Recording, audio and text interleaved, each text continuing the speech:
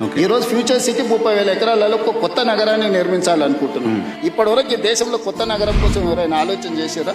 ఓ financial district అని, ఓ knowledge park అని, ఒక 400 ఎకరాలు 500 ఎకరాలు కాలనీలు కట్టిండ్రు. కానీ కాంప్రహెన్సివ్ ఒక సిటీ, న్యూయార్క్ సిటీతోనో, లేకపోతే జపాన్ టోక్యోతోనో, లేకపోతే సింగపూర్తోనో, సౌత్ కొరియాలో ఒక సిటీతోనో కంపేర్ చేసే సిటీ భారతదేశంలో ఎవరైనా నిర్మించారా? ఆలోచన చేసి సిటీ నిర్మాణం అనేది సాధ్యమవుతుందా? సిటీని ప్రభుత్వం నిర్మించగలుగుతుందా?